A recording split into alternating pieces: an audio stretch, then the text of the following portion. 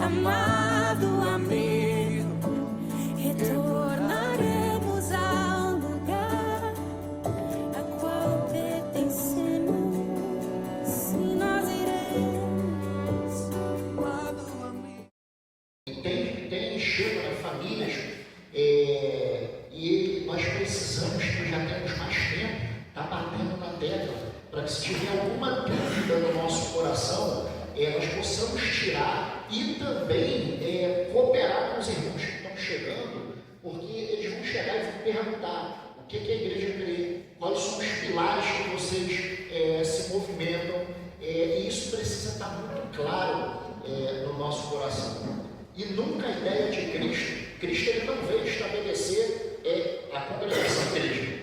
Cristo ele cuida do corpo dele como um todo. E cada corpo tem a sua medida de graça. E nós também não é diferente, temos a nossa, né? Vamos orar pelo Ailton.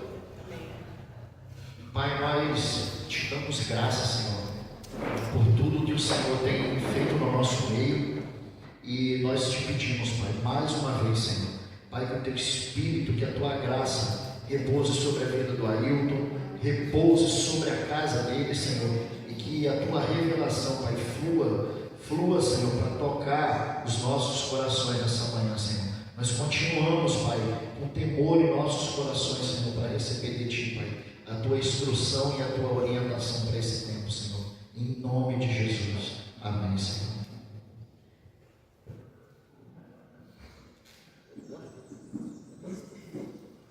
Bom dia, igreja, amém? Amém.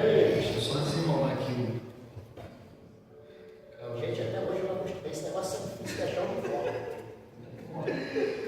Como o Mário falou, a gente está nessa série de pregações onde a gente vai falar, a gente vai tratar sobre algumas realidades da visão da igreja. E o Antônio, semana passada, ele usou o texto que eu usar, e hoje você vai ouvir de novo, irmão, sobre essa realidade, esse fundo melancólico aí. Abra sua Bíblia em Lucas 22. Aleluia. Eu creio muito que esse tempo, o que ainda não estava claro, vai ficar claro, mas principalmente sobre a realidade prática da igreja, sobre a visão que ela está caminhando.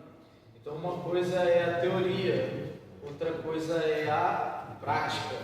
Então, eu vou tratar hoje sobre comunhão. Hoje a gente vai falar sobre a comunhão na prática, qual é importante a comunhão no meio da igreja. Assim, talvez seja um desafio para aqueles que são tímidos, e talvez seja mais desafiador ainda para quem tem uma vida mais assim, para frente, entendeu? Feche seus olhos em nome de Jesus, todos oraram, preciso orar em nome de Jesus. Pai, com o meu coração grato diante do que o Senhor tem feito nesse lugar, Pai. Eu coloco mais uma vez o meu coração à disposição do Teu reino. Venha sobre esse lugar, venha sobre os meus irmãos. Abre os ouvidos, o entendimento, para que aquilo que eu não consegui, Deus, transmitir, o Teu Espírito Santo venha convencer, em nome de Jesus. Amém. Amém? Todos abriram em Lucas 22, a partir do versículo 11.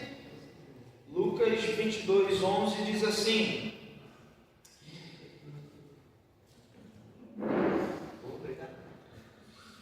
E direis ao dono da casa: o mestre manda perguntar-te, onde fica o aposento em que comerei a refeição da Páscoa com os meus discípulos? Então ele vos mostrará uma grande sala mobiliada, fazei ali os preparativos. Eles foram e acharam tudo como Jesus lhe dissera, e apresentaram a refeição da Páscoa. Amém? Só até aí, depois eu continuo aqui. A grande realidade é que a vida e ministério de Jesus passou-se por um lugar chamado mesa. Vira para o seu irmão e fala: o ministério de Jesus ministério de Jesus passou por um lugar chamado mesa. Aleluia, glória a Deus. Esse lugar, assim, no meio carismático, em algumas realidades da igreja, está defasado. Tom, por que está defasado? Porque existia-se uma realidade de conduta de comunhão, e essa conduta, ela não era como essa realidade do ministério de Jesus. Amém? Amém. Então a gente sentava-se à mesa só para comer, era a famosa resenha, e aí a gente usou como lugar de mesa. Não é que isso não exista hoje, existe ainda esse ambiente de mesa, onde a comunhão acontece. Amém? Amém. Amém. Amém. Em nome de Jesus. Pensei que vocês sentassem à mesa só para comer. Não, gente. Mesa é sim um lugar de comer, é um lugar de confronto, é um lugar de alinhamento, é um lugar onde coloca o nosso coração à disposição do nosso irmão. Amém? Amém. E Jesus, ele fazia muito bem isso. Então, a mesa, ela expressa essa realidade do ministério de Jesus. E aqui a gente está vendo um texto onde fala-se da última ceia. Última ceia. Então, Jesus, ele não parte somente o pão com os discípulos. Ele não fala somente, olha, faça isso em memória de mim. Ele não fala só isso. Não é só essa realidade que Jesus coloca na mesa. Eu não lembro quem foi que pregou, se foi o Reginaldo ou se foi o Antônio, que falou sobre a realidade da última ceia, onde Jesus ele lava os pés dos discípulos. Foi você, né, Antônio? Foi? Então, dentro dessa realidade, a gente precisa também entender: a mesa é um lugar de serviço para o nosso irmão.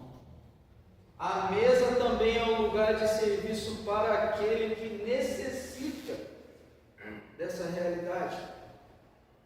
Então, se eu vou à mesa somente para comer, é bom, mas tem mais. Essa realidade aonde nós colocamos o nosso coração na mesa, economia, coração na mesa, para servir, não para reter. Ela precisa ser uma realidade vivida em nosso meio. Tom, é muito difícil confiar. Digo plenamente isso. E mais que a gente estava conversando ali antes de começar a reunião sobre essa realidade. A exposição do coração. A exposição do coração. Muitas das vezes, cara, é o calcanhar de Aquiles de muitos. Então você se expõe na mesma realidade que você cobra a exposição do outro? Talvez não. Porque sempre há um calcanhar de Aquiles que a gente esconde um do outro. Então, por que isso? A gente olha para o texto e a gente vê Judas. Porém, no texto a gente vê alguém superior a Judas. A gente vê Jesus. Jesus, ele sabia literalmente quem ia trair. Jesus sabia literalmente quem ia o negar. Talvez você vai sentar-se à mesa com pessoas que você sabe literalmente que vai te trair. E só por isso você vai fechar o seu coração? Ei, cristão, só por isso você vai deixar a essência de Judas? Cara, quem foi que orou aqui? Agora eu não lembro se foi a Tainá ou foi a Deise. Foi as duas. As duas, né? Preste atenção na oração das duas. A gente precisa começar a gravar esses pontos, cara, para a gente cortar e a gente lembrar muitas das vezes das orações que a gente faz. A essência de Judas não pode, cara, corromper a essência de Cristo na mesa. Não pode. É um tempo do fim, amém? É um tempo do fim. Olha a ótica escatológica e cronológica da humanidade. Nunca se foi tão claro que Jesus está às portas. Mas se hoje, na última ceia, o seu coração tiver como o coração de Judas, você o venderia. Pense mais, você venderia o seu irmão, assim como fez com José, né? Mas bom, a realidade da essência de Jesus em nosso meio, qual é? Não é sobre títulos, não é porque eu estou com o microfone na mão, não é porque o Fabinho está aqui ministrando louvor junto com a Natasha, que nós somos superiores, não. A essência de Jesus é literalmente essa, é a beleza do reino. É o que? Aquele que tem a essência de Jesus se submeter a um lugar de serviço. Esse lugar de comunhão que a gente precisa voltar a viver, voltar a expressar, voltar a mergulhar o nosso coração. Se há desconfiança na mesa, se há desconfiança na mesa, isso é uma ótica prática que a gente precisa adotar. Se há uma desconfiança com o irmão, sente, converse, sonde o coração, coloque seu coração na mesa. Há feridas que elas precisam ser feitas, entenda, tá? Porém há feridas que só esse lugar de mesa vai sarar.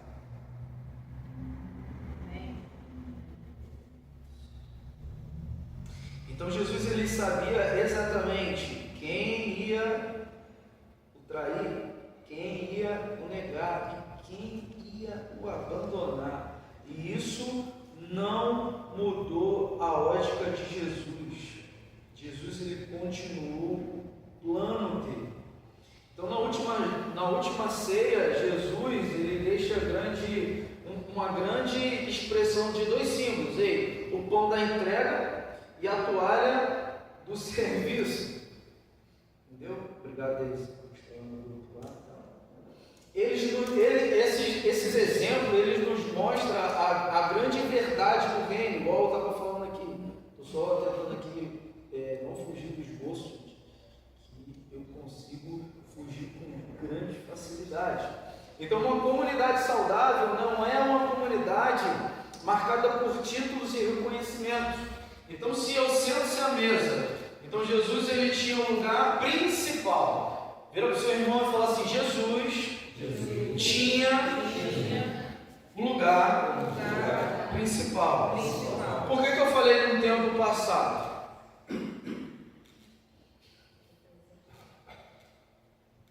Porque muitas das vezes nós somos levados a essa realidade de tomar o lugar de primazia de Jesus.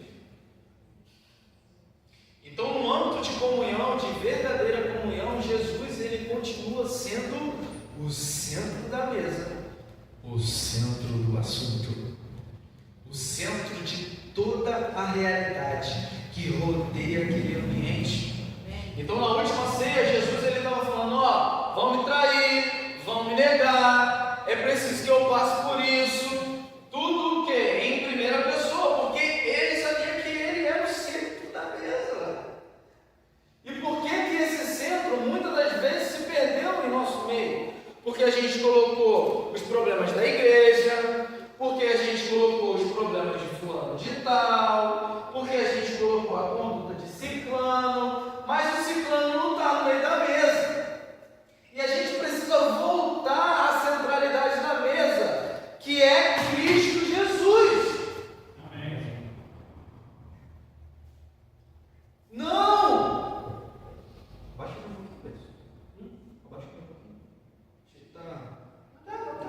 Tá bom. É que você tá na caixa. É porque eu sou pentecostal hoje. Então, essa realidade que a gente precisa voltar, o quê? Colocar Jesus no centro da mesa, irmão. Para que Jesus ele precisa estar no meio da mesa? Para quê? Para que a gente não vire Judas. Para que a gente não negue Cristo. Para que a gente não venda o Senhor.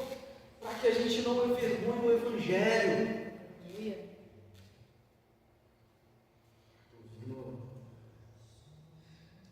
Eu preciso que você, assim, vire a folha só mais uma vez assim, da sua Bíblia. E mais outra. Acho que mais outra também. Em Lucas 24.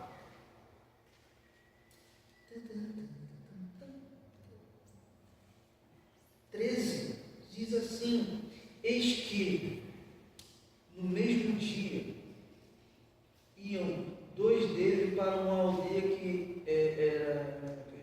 estava distante de Jerusalém. Então, vou falar aqui, cujo nome era Emaús. E ali falavam entre si de tudo aquilo que havia sucedido. E aconteceu o quê? Indo eles, falando entre si e fazendo perguntas um para o outro, o mesmo Jesus se aproximou-se e ia com eles, mas os olhos deles estavam como fechados, porque não o reconheciam. Então, mano, presta atenção, imagine só, aconteceu tudo. Música do Fernandinho, a terra estremeceu, o segundo se abriu, tal, tudo direitinho, tá Renan. É isso aí, cara, por isso mesmo. Música bíblica, nada mais justo.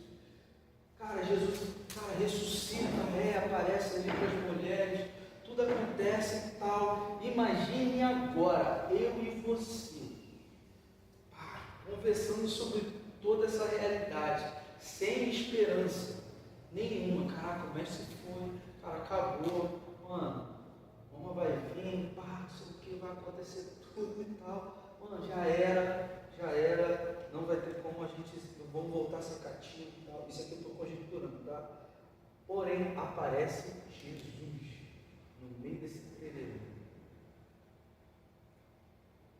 Essa percepção de olhos fechados para uma realidade de comunhão é que muitas das vezes a gente tem. Muitas das vezes na mesa ou no âmbito de comunhão, a gente vai com os olhos fechados para o que Jesus ele pode fazer na mesa. Então a gente só vive, só come, só conversa. Porém, se todas as vezes que a gente sentar-se à mesa, a gente lembrar dessa realidade que Jesus ele está presente, cara, eu tenho certeza que a conotação do assunto, a conotação da realidade, ela será totalmente diferente. Só falo no âmbito geral. Isso aqui não é no contexto da coinonia, é no contexto geral das igrejas. Colocar Jesus no centro da mesa, no centro da comunhão, como assunto principal. A parada muda. E aí os olhos se abrem. Tom, como os olhos se abrem? Novamente num lugar chamado mesa. Então Jesus ele é convidado. Jesus ele é convidado para estar onde? Num lugar chamado casa. Jesus ama estar em casa. Jesus ama sentar-se à mesa. Jesus literalmente é um homem que gosta de comer, gosta de celebrar. É isso que o texto fala. Então Jesus ele novamente ele é convidado. Vem, cara, vem e tal. E aí acontece essa realidade de quê? De memorial, de comunhão. Partisse novamente o pão, partisse novamente essa realidade. Então quando a gente fala aqui que o corpo ele é feito de muitos membros, e que esses membros, cada um tem uma porção. Então o Antônio tem uma porção, o Gleice tem uma porção, a Tainá, a Ingrid, todo mundo tem uma porção para cooperar com o que o Senhor está falando e conduzindo. É sobre isso. Então, o pouquinho que eu parto a minha vida com o Maico e o pouquinho que ele parte a vida dele comigo, eu consigo entender plenamente que é o que, cara. Agora, veja bem, quando eu parto, alimento, entenda, mas eu não tenho de volta essa realidade de partilha. Opa, calma aí. Então, uma vida de comunhão é uma partilha de ida e volta. Então, mas eu não tenho o que dá para comer. Amém? Sempre tem.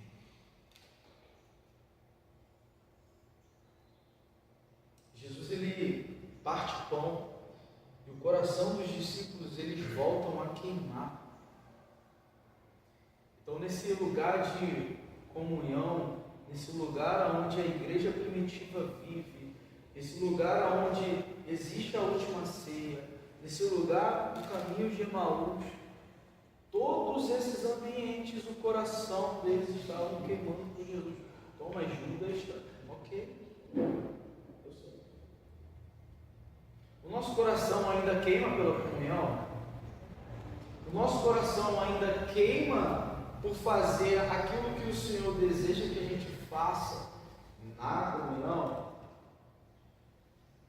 Então, na ótica da visão da igreja, agora voltando para a gente, precisamos estar mais juntos? Sim. Precisamos partilhar o nosso coração? Sim. Mas que isso seja um ambiente seguro. Mas que isso seja uma realidade genuína. Não é sentar-se por sentar. Não é comer por comer, é chamar Jesus para o ambiente da comunhão. Amém, igreja? Amém. Está ficando claro para vocês algumas coisas? Se não tiver, é só fazer assim e tal. Então, uma igreja saudável não é aquela que apenas organiza eventos, conferências, cultos, reunião caseira, sala de oração, oração dos homens, da mulher. Não. Uma igreja saudável é quando Jesus está na centralidade de todos esses ambientes, na centralidade de todos esses lugares, na centralidade da vida da igreja num contexto de partilha, mesa. Amém? Amém. Gente, eu estou tentando aqui acabar dentro da realidade do tempo, tá? Se passar, entendeu? Rapaz. Então, abra sua Bíblia comigo, em nome de Jesus. 1 Coríntios 11, do 17 ao 34. Desembanhe a espada, se coloque de pé e leia aquilo que achar primeiro. Vai. Vai em cima. Não, mas não é em cima não. Não vai. Não vai. Entendeu? Esse é o desafio da comunhão. Entendeu? Amém? Só o 17? Não, o 17 ao 34. Vai. Vamos lá. Entretanto, não vos elogio nessa instrução que vos dou agora, pois as vossas reuniões causam mais mal do que bem. Porque, em primeiro lugar, ouço dizer que há divisões entre vós, quando vos reunis como igreja, e em parte acredito nisso. E até é necessário que haja divergências entre vós, para que os aprovados se tornem manifestos em vosso meio. Portanto, quando vos reunis no mesmo lugar, não é para comer a ceia do Senhor, pois quando comeis, cada um toma antes a sua própria refeição. Assim um fica com fome e o outro se embriaga. Será que não tendes casa onde comer e beber? Ou desprezais a igreja de Deus e envergonhais os que não têm? Que vos direi? Irei elogiar-vos? Não, nisso não vos elogio. Pois recebi do Senhor o que também vos entreguei. O Senhor Jesus, na noite em que foi traído, tomou um pão, e depois de ter dado graça por partir, disse: isto é o meu corpo que é dado por vós. Fazei isto em memória de mim. Do mesmo modo, depois de comer, tomou um cálice, dizendo: este cálice é a nova aliança no meu sangue. Fazei isso todas as vezes que o beberdes em memória de mim. Porque todas as vezes que comerdes deste pão e beberdes do cálice, proclamais a morte do Senhor, até que ele venha. E por essa razão, quem comer do pão ou beber do cálice do Senhor, de maneira indigna, será culpado de pecar contra o corpo e o sangue do Senhor. Examine, pois, o homem a si mesmo, e dessa forma coma do pão e beba do cálice. Pois quem come e bebe ter consciência do corpo do Senhor, come e bebe para sua própria condenação. Por causa disso, há entre vós muitos fracos e doentes, e muitos já morreram. Mas se julgássemos a nós mesmos, não seríamos condenados. Quando, porém, somos julgados pelo Senhor, somos corrigidos para não sermos condenados com o mundo. Portanto, meus irmãos, quando vos reunis para comer a ceia, esperai uns pelos outros. Se alguém tiver fome, coma em casa, a fim de não vos reunirdes para condenação. Quanto às demais coisas, eu vos instruirei quando vos visitar. Então a igreja de Coríntios, ela estava nessa prática desequilibrada de comunhão. Então havia egoísmo, havia divisões e a galera estava adoecida. Então aqui existia uma lição muito importante para nós hoje. Então, uma igreja saudável não é uma igreja onde ninguém precisa ser corrigido, entendeu? Mas uma igreja onde existem relacionamentos maduros suficientes para receber correção em amor. Então, se um irmão, seja ele mais velho, mais novo, cara, te corrige em amor, receba.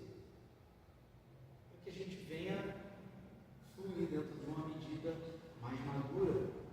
Vocês conseguem entender essa realidade?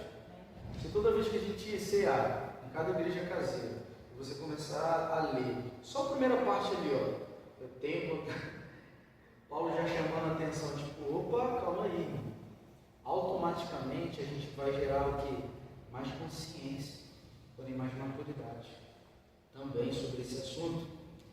Então, por isso que Deus ele levanta pessoas para caminhar conosco.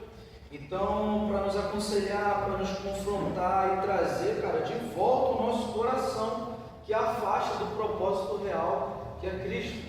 Então, eu tenho pessoas que, cara, me corrigem, eu tenho pessoas que, sabe, ferram meu coração quando é necessário, preciso. E tudo bem, tranquilo, de boa. Amém? Amém. Então, Provérbios 27:6. Abre rapidinho Carol. Provérbios. As feridas provocadas por um amigo são boas. Só até isso. Tá? Então, dentro dessa realidade de comunhão, algumas feridas, cara, são boas. Algumas feridas são reais.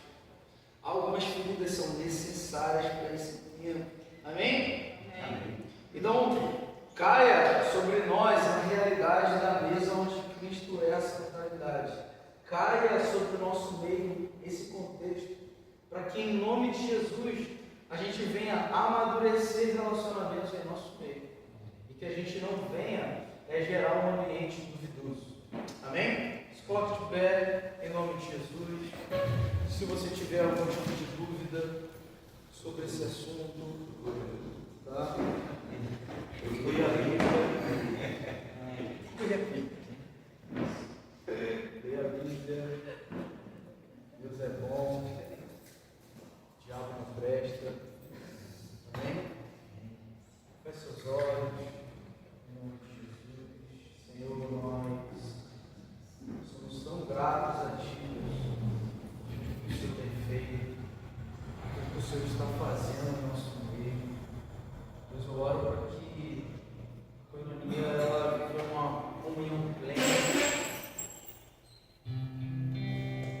mas essa comunhão, para ser plena, o Senhor tem que voltar ao centro da mesa.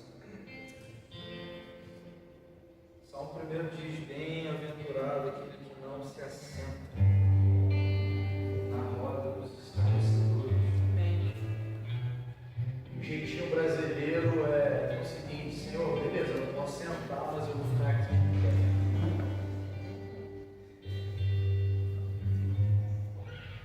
Sabe, eu estou meio escarnecedor, meio obediente. Senhor, eu oro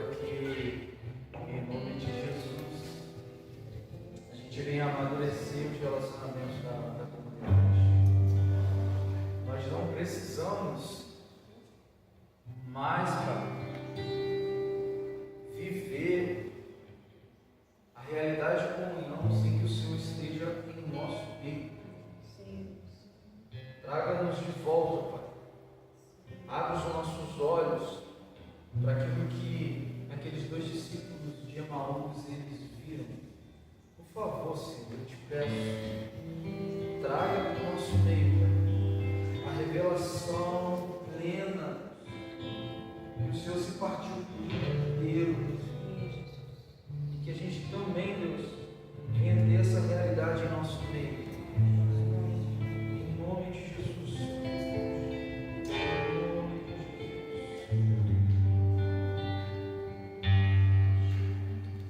Quero voltar ao início de tudo, encontrar-me contigo.